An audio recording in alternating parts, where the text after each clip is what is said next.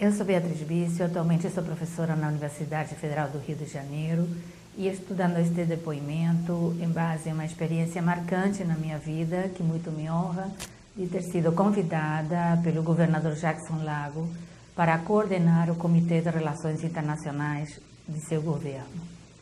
Eu sou uruguaia brasileira, uruguaia maranhense, tenho um enorme carinho pelo Maranhão e esse depoimento está inserido nesse carinho e na minha convicção da importância do resgate do legado do Dr. Jackson Lago para o Maranhão.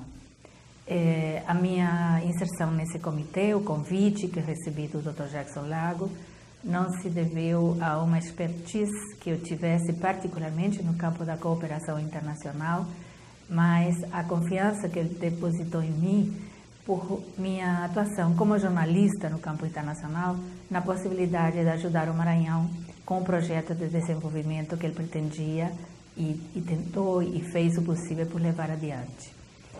Essa minha inserção, portanto, partiu de uma convicção de que eu tinha que procurar, antes de mais nada, como deve ser quem faz uma cooperação internacional, uma aproximação do governo do Maranhão com o Itamaraty.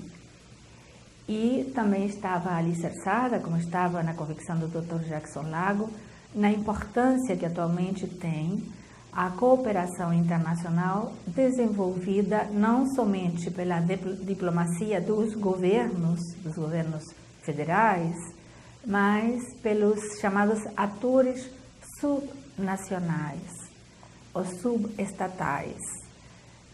No mundo globalizado de hoje, tem um papel preponderante toda essa diplomacia, que claro que conjuntamente com os governos é desenvolvida a nível dos municípios e dos governos dos estados. No caso particular do Brasil, essa possibilidade de atuação internacional de municípios e governos estaduais está desenvolvida com alicerces nas bases que colocou a Constituição de 1988, que deu aos governos municipais e estaduais autonomia política, administrativa, né? E que, nesse sentido, incentiva essa participação. No caso do Maranhão, tratava-se de uma experiência pioneira. Não havia antecedentes de ter procurado um governo, pelo menos numa forma institucionalizada, como era essa, uma cooperação internacional.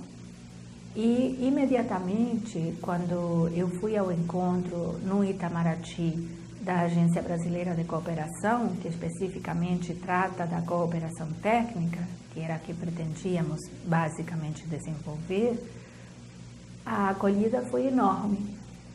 Em parte porque era muito bem-vinda a iniciativa de um Estado que até então não tinha tido essa presença para participar a partir desse momento, junto com outros Estados e junto com Itamaraty, em projetos de cooperação internacional. E muito relevante e importante lembrar que essa iniciativa também foi muito bem acolhida pelo prestígio que tinha o Dr. Jackson Lago. E o governo, portanto, encabeçado com ele, mereceu imediatamente, de parte do Itamaraty, a maior consideração.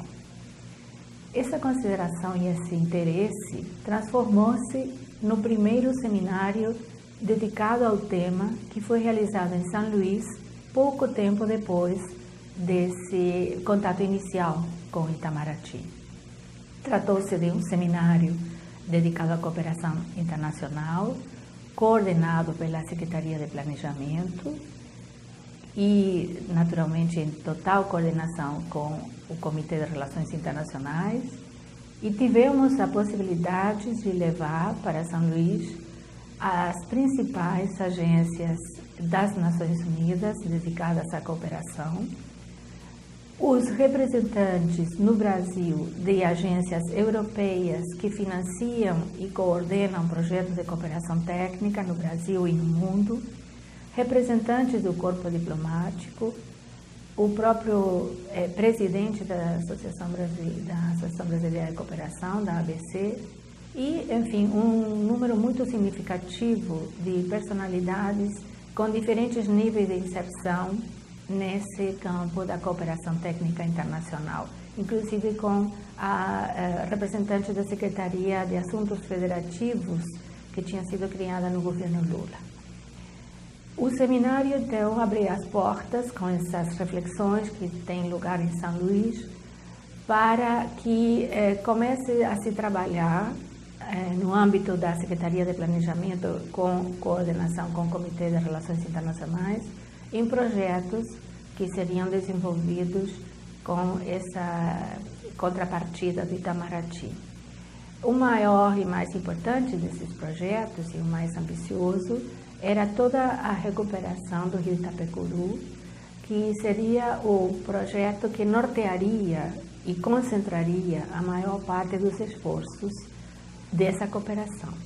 É importante assinalar que a cooperação técnica, ela, justamente como o próprio nome diz, não necessariamente envolve recursos financeiros. Eles vêm, na verdade, atrelados a projetos de desenvolvimento com ênfase em algum aspecto. No caso do rio Itapecuru, era um aspecto ambiental e um aspecto social. A base social do projeto também era, e eu considero que talvez mais importante, até sem quitar a importância da recuperação ambiental, mas no caso do Maranhão, da histórica exclusão que sofrem amplas populações, né? No caso, estavam contempladas populações quilombolas, populações indígenas, camponeses, que com o projeto teriam condições de desenvolver iniciativas, muitas vezes iniciativas que já existiam, mas sem nenhum recurso, e também com assessoria técnica, que seriam, portanto, digamos assim, ampliadas, aprofundadas, aperfeiçoadas. Por outro lado, e simultaneamente, e também no contexto de uma cooperação técnica internacional, o governador Jackson Lago e uma delegação do governo, e claro, com presença do Comitê de Relações Internacionais, participou no Uruguai, numa reunião da Organização Latino-Americana de Governos Intermediários, OLAGE. Que sentido tinha essa participação nessa reunião? Bem, os governos intermediários, como mencionei, os governos federais atualmente desenvolvem parcerias de cooperação técnica internacional com municípios e com governos estaduais, e existem na América Latina, desde início dos anos 2000, essa organização que pretende estruturar, dar uma coerência, uma coerção aos projetos dos diferentes países desenvolvidos a nível de governos estaduais e municipais. Quando o Dr. Jackson Lago participou desse evento no Uruguai, ele foi muito bem recebido, porque o Brasil tinha tido até então muita participação muito escassa nessa organização latino-americana. E imediatamente ele foi convidado para fazer parte da direção da instituição, e também estava sendo programada uma reunião que teria lugar no Maranhão, da Organização Latino-Americana de Governos Intermediários. Além também dessa iniciativa, é importante resgatar que, como estava na altura, estava o Brasil às vésperas de receber um grande evento que era o Ano do Brasil na França, e a contrapartida era o Ano da França no Brasil, o Maranhão participou, enviou uma delegação chefiada pelo Dr. Jackson Lago para Paris, porque ofereceu ao governo francês e às entidades que estavam preparando o ano da França no Brasil, ofereceu o Maranhão como palco, como cenário de atividades importantes que fossem desenvolvidas nesse marco. E aí tinha tudo a ver essa oferta pelo histórico do relacionamento de São Luís com a França, né, desde a sua própria fundação. E foi também muito bem recebida essa delegação, da qual eu fiz parte, e havia em andamento e já negociados vários eventos culturais que teriam lugar no Maranhão e particularmente em São Luís nesse marco. Também houve outra delegação e outra visita chefiada pelo Dr. Jackson Lago ao governo a Cuba. O Dr. Jackson Lago tinha muita preocupação, e isso, claro, alicerçado em todos os dados, né, que ele recebe e que conhecia tão bem, aliás, da situação no Maranhão, tinha uma preocupação particularmente relevante em relação à educação. E era uma meta que ele se propunha de atingir, se não a erradicação do analfabetismo no Estado, pelo menos se aproximar disso. E a visita a Cuba, que tinha também outras metas, basicamente procurava uma parceria no terreno da educação, com adaptação, claro, ao espaço e às tradições e à cultura do Brasil e do Maranhão particularmente, do método desenvolvido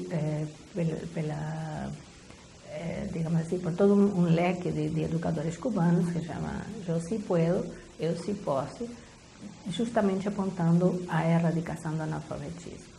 É claro que em nenhum momento isso significava, como algumas críticas tinham sido levantadas pelos opositores ao governo, um desconhecimento do enorme legado nesse terreno de Paulo Freire. Muito pelo contrário, se tratava de procurar fazer uma combinação entre esforços que pudessem ser voltados para a erradicação do analfabetismo, com a metodologia cubana e com tudo que o Brasil já tem e tem levado ao mundo de experiência a partir da metodologia desenvolvida por Paulo Freire. No terreno também da cooperação técnica, foi importantíssima a iniciativa de aproximação com o governo da Venezuela. A primeira questão a ser notada e resgatada foi a importância política da visita do próprio presidente Hugo Chávez, a São Luís, em 2008, em junho, se não me equivoco. Foi um marco, né, na diplomacia do governo do Dr. Jackson Lago, e essa visita que o presidente Chávez fez com uma delegação importantíssima, com vários ministros e altas figuras de seu governo, inaugura uma parceria que tem desdobramentos extremamente importantes e que teriam sido uma alavanca importante para o Maranhão, para várias áreas da economia. E me lembro perfeitamente, por exemplo, que estava já quase certa a exportação de gado, porque lembremos que o Maranhão é geograficamente um estado que tem muitas vantagens comparativas em relação a outras regiões do Brasil, em relação à cooperação com a Venezuela, e a exportação particularmente de gado interessava muito naquele momento o governo venezuelano, e estavam já estabelecidas as bases para essa exportação. E houve também parcerias e acordos com outras áreas, inclusive se chegou a assinar uma iniciativa que tornava essa figura muito bonita, né? Estados gêmeos, né? Um estado venezuelano com o Maranhão. Isso significava que, em particular, haveria um intercâmbio específico em todos os terrenos com esse estado. E, enfim, eu acho que o que pessoalmente posso dizer, né, pensando no futuro do Maranhão, é que essa experiência, ou essas experiências, desenvolvidas no marco da Secretaria de Planejamento e do Comitê de Relações Internacionais, deveriam ser, né, repensadas, adaptadas, claro, para as novas circunstâncias e as novas possibilidades e consideradas, portanto, como elementos que podem enriquecer o que o atual governo ou futuros governos venham a propor nesse terreno para o Maranhão. Não são iniciativas simplesmente a ficar na história e a ficar na lembrança de quem participou delas em diferentes momentos e em diferentes níveis de responsabilidade. É claro que isso faz parte, a mim pessoalmente essa etapa me gratifica muito, reivindico muito essa minha inserção nesse momento, esses tempos que foram tão intensos e também tão curtos, né, lamentavelmente, mas a história continua, o Brasil merece dar esse passo no rumo do desenvolvimento e particularmente o Maranhão merece que aquele Maranhão que sonhou o Dr. Jackson Lago possa realmente vir a ser para benefício das gerações futuras.